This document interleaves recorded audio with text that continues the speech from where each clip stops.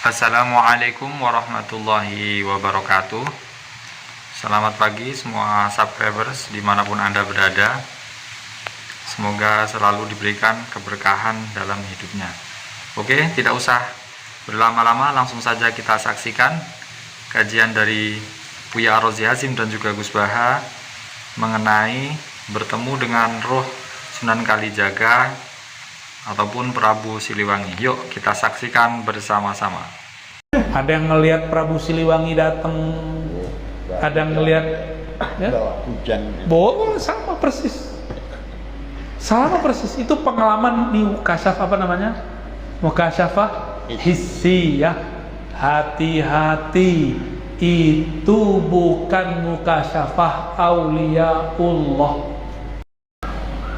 Itulah wali-wali ya. Lahumul busyra. Jadi busyra ini ada yang palsu. Yang palsu yang mana? Mukasyafah hissiyah. Mukasyafah alam hissi, ngelihat jin. Ya. Kalau orang sakti di Kalimantan Selatan siapa? Jadi dia ketemunya bukan sama Datuk Kalampayan, ketemunya sama orang sakti, apa namanya? Panglima burung. Di alam mimpi atau alam itu katanya alam panglima burung. Habib ngerjain aneh ya. Kata dia, datang itu panglima bawa tongkat menyerahkan kepadaku. Datang bawa keris dan mengijazahkan kepadaku. Ini di semua daerah sama, beda nama panglima aja. Ada yang ngelihat Prabu Siliwangi datang, ada yang ngelihat ya? Hujan. Bohong, sama persis. Sama persis. Itu pengalaman di mukasyafah, apa namanya? Mukasyafah hissi ya. Hati-hati, itu bukan mukasyafah auliyaullah. Saya titipkan keris untuk perang akhir zaman. Emang perlu? Emang kita masih butuh begituan? Nggak perlu. Nggak perlu kita begituan. Pedang dia untuk zaman dia. Kecuali Rasulullah bawa tongkat dalam mimpi. Saya serahkan tongkat kepada engkau. Wah, itu di dalamnya ada senjata tuh. Ya. Hantu belau datang, menyerahkan. Apa yang serahin? Kitab Kanuragan.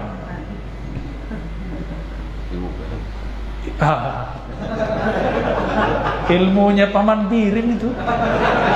Ilmu felet.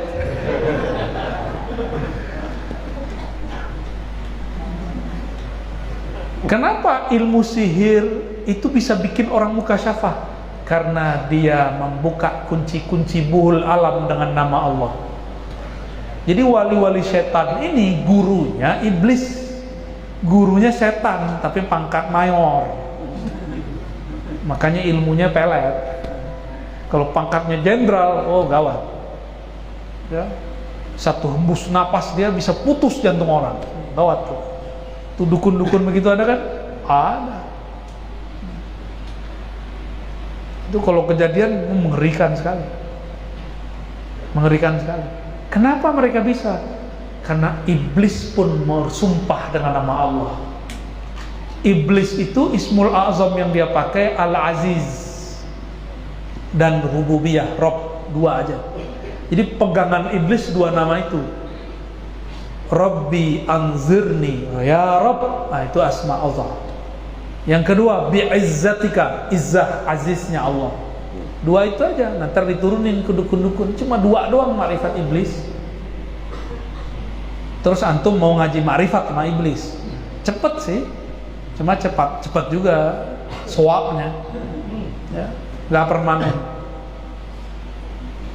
Ini yang dipesan-pesan sama beliau dari dulu nih, jangan terjebak, jangan main di alam-alam beginian. Tapi asik emang. Oh asiknya bener. Ketemu ini, ketemu itu ya. Ngaku jadi Sunan Kalijogo ya kan. Yang paling parahnya ngakunya jadi Sunan Ar-Razi Hasyim. Sunan apa tuh?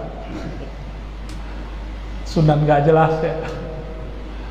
Hati-hati ya, belum tentu benar itu, belum tentu benar. Ya. La tabqa minal mubasyarat illa ar-ru'ya as-salihah. Tidak tersisa daripada busyra tadi mubasyarat kecuali ru'ya salihah. Ru'ya bagi orang-orang ahli fikih, ahli akidah mimpi. Tapi bagi orang ahli ma'rifat bisa mimpi, bisa jaga. Bisa antara jaga dan mimpi. Itu ru'ya dari kata ro'a. Maka Nabi kasih contoh. Misalnya Nabi ngomong gini, bainama ana naimun wal yaqazah, antara aku tidur dan bangun. Ada hadis begitu? Ya.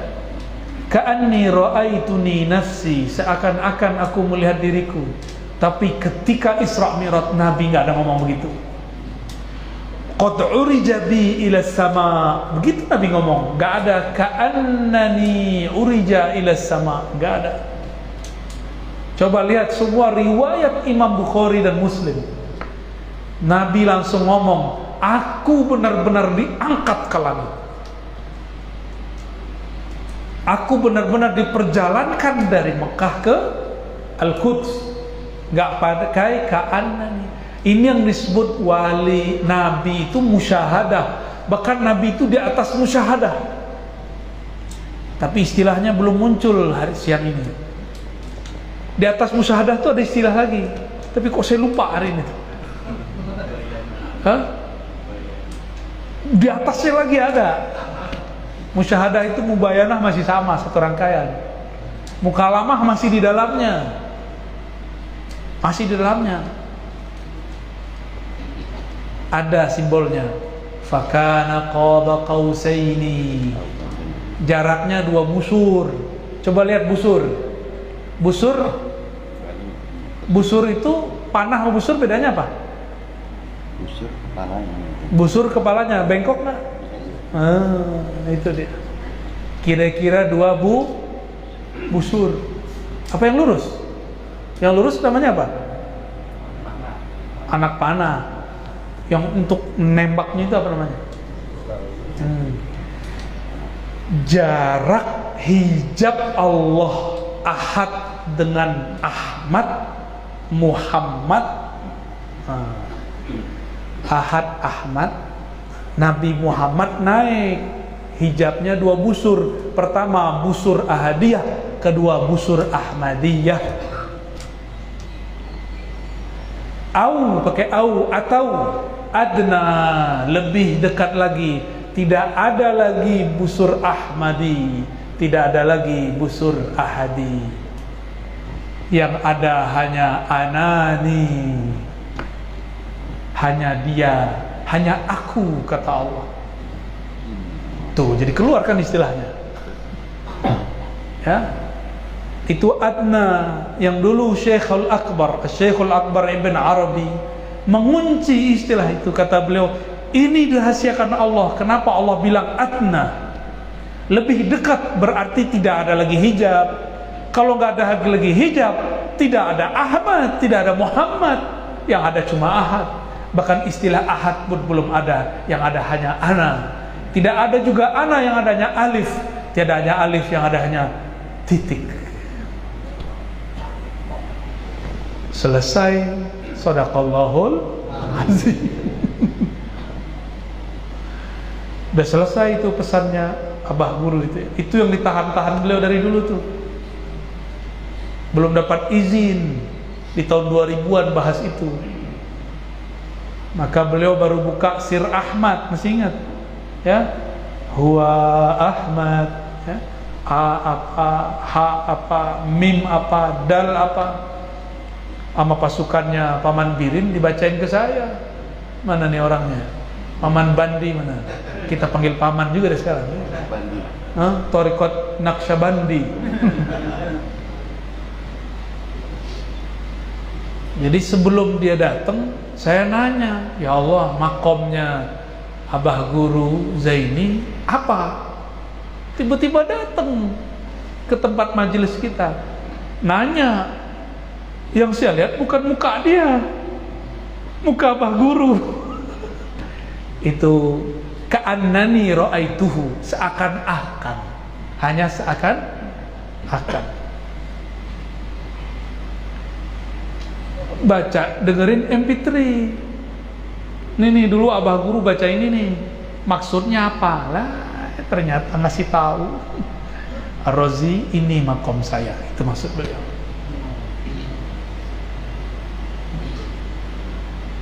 Makom hijab Ahmadi.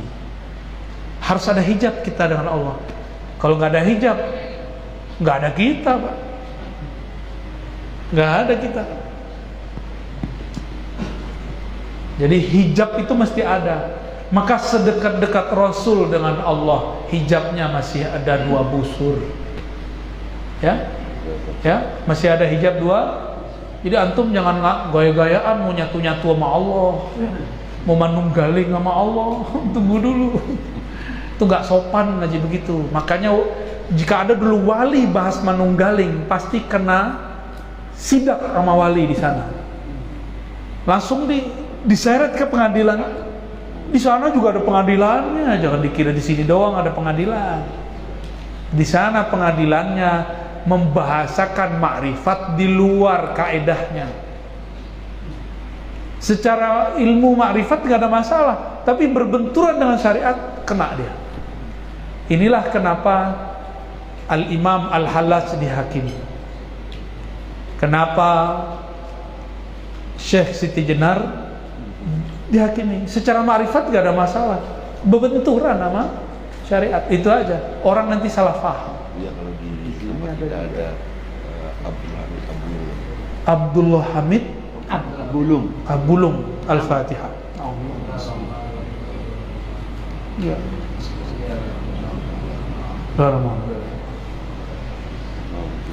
Insya Allah di akhir zaman diselesaikan oleh Al-Imam Al-Mahdi, selesai.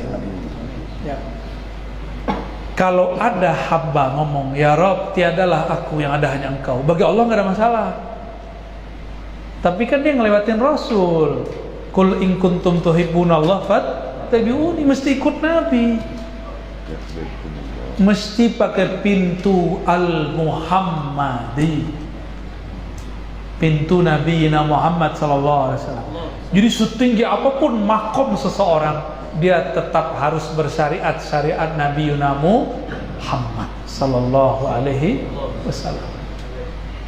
Pintunya pintu itu Al-Muhammadi, nggak boleh nggak. Walaupun yang diomongin Al-Hallaj benar, Abdul Hamid Abulung benar, kan ada juga kawan itu ya, Syekh Nafis Al-Banjari juga ya. Tapi itu ilmunya hampir sama-sama lah dengan Datuk Kelampayan, masih sama, gurunya masih sama. Itu kitab sampai ke kampung saya tuh, Durun Nafis. Tuh kitab orang Banjar sampai ke Padang coba ya. Kalian bisa jajah kita ya. Tapi jajahnya dengan ma'rifat. Orang yang kena jajah ma'rifatullah jadi wali ya. Di saat itu puncak dari ilmunya tokoh-tokoh ini, Syekh Abdul Somad Palembani, Datuk Kelampayan, Syekh Arsyad, Syekh Nafis Al-Banjari, Syekh Abdul Hamid, sama. Mereka baru membuka, belum boleh membuka lebih, yang disebut tauhid asma, tauhid af'al, tauhid sifat, tauhid zat. Baru sampai membuka pintunya, belum masuk benar-benar itu. Karena kalau masuk kiamat segera, berarti sudah ada Imam Mahdi saat itu. Sekarang kapan dibuka? Karena Al-Mahdinya tinggal sedikit lagi. Maka Allah buka-buka aja tuh. Maka wali-wali Allah kasih aja ilmunya. Siapa tahu kita panjang umur. Ya, karena ilmu-ilmu Dajjal sudah masuk lewat YouTube, udah masuk lewat Instagram, udah masuk lewat Facebook, udah masuk lewat sosial media. Untuk mengantisipasi virus Dajjal ini, maka Allah pun kirim, ya ba'asullahu rajulan minni, Allah utus juga seseorang dari keturunanku, min waladi Fatimah, dari waladnya Fatimah. Cuma sayangnya Allah sembunyikan. Allah akan islah dia, yuslihuhullahu fi lailah, Allah akan islah dia dalam semalam. Kalau diislah, apa arti islah? Diperbaiki. Berarti casingnya beliau ini hancur ini. Secara syariat gak kelihatan, tapi dia gak ingkar syariat. Kalau orangnya kayak Habib ini udah pakai serban, udah pakai gamis, ketahuan walinya ya. Kalau beliau memang tugasnya karena punya rubat. Masa pakai levis ngajar kan lucu ya nggak? Kayak saya nih tugasnya mu'alim, ya udah saya pakai baju mu'alim. Di saat taklim, kalau lagi nyangkul nggak mungkin pakai baju begini kan? Ini wali Allah yang megang rahasia-rahasia ini. Allah lagi sembunyi-sembunyikan mereka. Yang saya jelaskan ini cuma setetes dari batuknya mereka. Ini mereka batuk, ini keluarnya ini nih. Gimana antum kalau ketemu mereka? Bisa saker, bisa mabuk. Abah guru dulu kalau mabuk tanya aja sama murid-muridnya, apa yang terjadi kalau beliau lagi saker? Dahsyat. Dulu kalau di Jakarta ada Habib, seingat saya namanya Habib Jindan, njitnya Jindan yang sekarang. Ya, ya njitnya Habib Salim. Njitnya lagi di atas. Itu kalau lagi datang sakar ma'rifatnya, main bola sama bocah-bocah. Beliau udah kayak Habib ini, main bola sama bocah begini. Kata harimnya, wali kok sedeng gitu. Tahu wali kok sedeng? Wali kok gila. Kalau lagi awal datang main bola masih mending daripada kawin-kawin. Ada wali kalau lagi datang kawin terus. Serius. Itu Sayyidina Al-Husain begitu. Kalau ma'rifat turun ke dalam kalbunya, beliau harus kawin, harus nikah. Beliau menikah bukan karena syahwatnya. Enggak. Sayyidina Al-Husain enggak butuh. Enggak butuh beliau. Ya. Hasan. Ya. Ngeri kan ilmu ini? Ngeri. Nanti ibu-ibu marah sama saya. Bismillahirrahmanirrahim. Kita tidak mungkin, gedeng Torekoh tidak mungkin. Torekoh itu sesuatu yang baik, itu pasti kita mendukung. Apalagi ini zaman akhir, banyak kelompok musik dangdut, kok no Torekoh buat gedengin, kelompok wiridan buat digedengin, malah keliru. Tapi ada fantasi-fantasi Torekoh yang secara syariat harus kita luruskan. Kayak fantasi anak-anak syafaat ning ora-ora mas. Piye cara hadis kayak. Niku Nabi Ibrahim pas iku angkat tangan, Nabi Nuh nggih angkat tangan. Jadi tolong hadis syafaat detail tuh menyangkut syafaat. Bahkan Nabi Biabak itu grogi. Saking grogi ini Nabi itu nak zaman beliau sugeng. Nak wonten sahabat nangis ya Rasulullah kula syafaati jeung benteng yaumul mahsyar. Jare Nabi fa'inni bi kasrati sujud. Iya aku iso nyafaati iki sujudem sing akeh. Kemudian Nabi Bapak itu butuh buku kan. Jawab bisa nyafaati nak. Kowe dhewe rapot sujud mah akeh. Fa'inni bi kasratis sujud. Mulane istilah pangeran, Kanjeng Nabi untuk hak syafaat itu ngenteni aqimis sholata lidulu bisamsi ila ghasaqil laili wa qur'anal fajr inna qur'ana fajri kana masjida wa minal laili fatahajjat bihi nafilatal lak. Mat nape tahajud terus iku jek mungkin. Asa ayat asa karobuka maqamam. Nanti makom Mahmudai rata-rata ulama darani as-syafaatul uzma. Iku Nabi ngajakno proposal iso nyafaati iku puluhan tahun tahajud. Iku dalam proses pengajuan proposal sebagai hak nyafaati. Gue ini mursyid tukang koordinasi masa wiridan yang ini order ngeklaim iso nyafaati itu masalah-masalah. Jadi kita mesti setuju dengan Torekoh mesti setuju. Tapi fantasi-fantasi sing mukhalifun li syariat itu harus dibenarkan. Mergo nek fantasi iki dituruti nglahirno tragedi-tragedi syariat. Ya nglahirno tragedi-tragedi syariat. Misalnya wiridan la ilaha illallah nak sumur sithik iki gak mutasil, nak iki mutasil. Lho wiridan la ilaha illallah afdhalu dzikri fa alam anna la ilaha illallah cek nganggo mursyid, cek nganggo mursyid mesti bener nak wiridane la ilaha illallah. Apa mana nak wiridane muflisan biya napa kol. Nak wiridane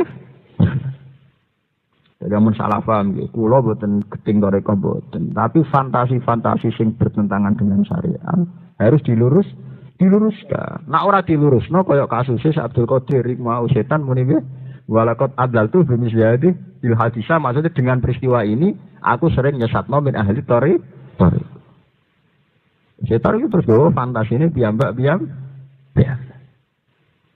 Yo mau sawangane roh nur, sawangane roh Nabi Khidir, sawangane roh wali abdal, wali kutub. Itu kan ngeri. Iya nak tenan ora. Lah titane tenan wae ora yang mau diukur mbek syariat sing diomongno ndekne sesuai syariat apa ora. Lah roh syariat kuwi mau kita balik nek hukum-hukum dasar syariat kados fikih. Ya, kados fikih, kados tafsir, wae hukum baku-baku napa syariat. Enggak niku wae teng kampus-kampus wong nyekel wong wedok gak wudu. Di biasa mawon, karena dari al-mu'min kulluhu thahirun, mu'min wis suci, dadi salat terus ana apa? Wudu. Kok ngeri. Zaman akhir. Jadi sampean mikir ya, jadi kenabian itu satu sakral, hal sing suci. Tapi karena kenabian pula wong lahirno fantasi terus sing ngaku nabi pirang termasuk riyen tragedi ten India Ahmad Ghulam bin Mirza jenenge ya Ahmad. Mergo dekne go fantasi nak Nabi Muhammad itu nama lainnya Ahmad. Nah dekne tepaan mulai cilik jenenge napa? Ahmad. Jadi ana apik-apik ben niru Muhammad malah nandiki Muhammad. Aliran Nabi Ahmadiyah jenenge apik Ahmad Ghulam bin Mirza. Mergo dekne ngaku nabi justru karena jenenge Lah Musaddiq ngaku nabi mergo dekne jenenge Musaddiq nih. Musaddiqan niku lisanan Arabian. Nggak repot ya. Dene ngaku nabi lewat fantasi-fantasi Quran, rumang kamu lawaran. Sing abang kan ana mitos ratu ade. Mulane pengikut Musaddiq wong abangan yo akeh ribuan. Mergo seneng ana nabi sing abah tulakal muharramat, oleh ra salat. Lah iku tanpa nabi pun sing ra salat ya jutaan. Mulane nek dadi nabi sing ora wajibno salat mesti pengikut juta. Mesti rugi sing ra salat ya wis juta. Pinter deh nih dari gawe, benar aku ngalalo zina malah puluhan juta apa itu. Tapi yang jelas kalau cerita tentang jenengan, mulanya sing ngaji kalau tentang mriki mulai detik ini enggak boleh ziarah wali songo suwe-suwe. Ini ziarah. Koyok sing dikawuhna Nabi fazuruha fa innaha tudzakirukumul akhirah. Ziarah iku sunat mergo ngelingno mati. Tapi di ziarah sing berlebihan terus nginep seminggu ning makom itu cara kula tetep salah. Mergo kuwatir kula nglahirno fantasi, ketemu jin, kok nang kowe muni Nabi Khidir. Kok bareng 3 dina ramangan bawur jare roh nur. Bawur mek nur kok padakno. Loh karena kejadian begini itu banyak. Akhirnya kita itu sering di wong soleh, tapi soleh-soleh sing malah mengganggu syariat. Tenggene Yogyakarta, tenggene Purwodadi itu banyak ribuan pengangkut bakali Jogo. Itu mereka ra salat. Dan mereka ngeklaim sering ketemu ruhe kali Jogo. Syariat. Wae cara syariat itu salat 5 waktu, salat 5 waktu. Tek nganti kacut aliran-aliran ngoten niku mun repot. Kula nu kampanye, kula nganti mati akan kampanye begini terus. Sampeyan delok aliran-aliran sesat sing ora konangan. Itu ribuan di Indonesia. Kabeh duwe fantasi syariat, duwe fantasi sesuai agama. Kok kene menyangkut bodoh. Bodoh iku mosok Indonesia iku bodoh 4 dino. Kabeh ngeklaim bener. Sampe delok sing japos ning koran-koran sing badane kliru wong cobaan-cobaan, ya ta.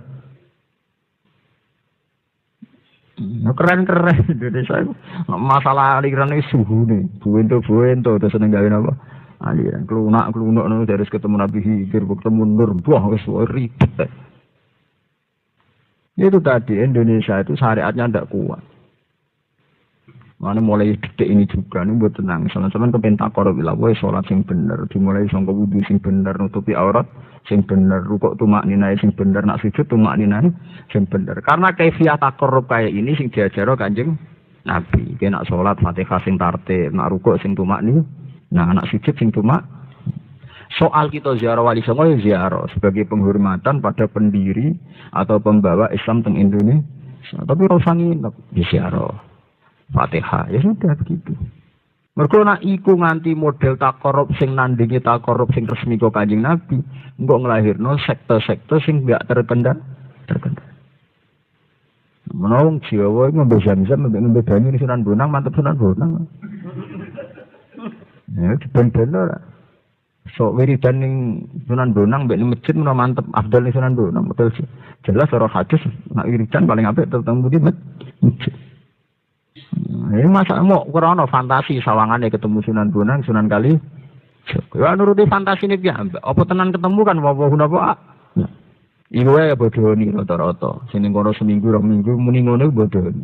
Mereka kenal jebule kejerat utang. Ujung-ujungnya ra krana seneng wali iku tapi setengah pelari. Ya jajal lah wis kira nganti akrab kenal. Ujung-ujungnya ra wong masalah kabeh. Munine tawasul saking senenge wali mergo kira rapati kenal. Engko harus kenal tenanan. Gledek perkara kebulet utang, kebulet lagi berarti PHK. Lah iya iku enak tenan ceritane rata-rata nek wis kenal rata-rata bulet kok.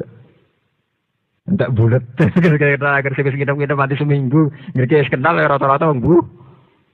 Nek sing waras-waras gitu biasa mawon siaro. Ya, tapi sing waras wae ya masalah. Kadang koordinasi ini ya bisnis. Ya padha wae masalah meneh.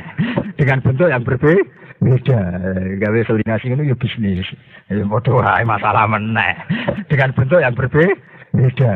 Gawe selisih ongkos bis mbah kono. Soale zaman akhir ibadah di bisnis no.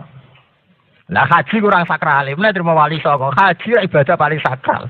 Kabeh sing dicekeli polisi rasa-rasa penyelenggara haji ONH plus. Menunjukkan zaman akhir wis rese tenan. Ibadah di bisnis no. Lalu kula niku ulama sing paling seneng muji salat. Apa kampanye salat. Kok tak angen-angen iki sing kurang kena di bisnis kok salat. Zakat itu bisnis no. Panitia zakat itu rese-rese itu. Haji meneh karuan duit gede mulai kasus catering sampai UNH plus sampai paspor hijau, paspor coklat, boh. Itu warning, peringatan lampu merah. Betapa sekaji dientang-enteng mau jadi urusan bisnis. Terima kasih karena sudah menyaksikan kajian dari Buya Ar-Razi Hasim dan juga Gus Baha. Semoga kita semua mendapatkan keberkahan serta ridho Allah Subhanahu wa taala setelah mendengarkan kajian-kajian dari beliau tadi. Oke. Saya ucapkan sekali lagi terima kasih. Kami akhiri. Wassalamualaikum warahmatullahi wabarakatuh.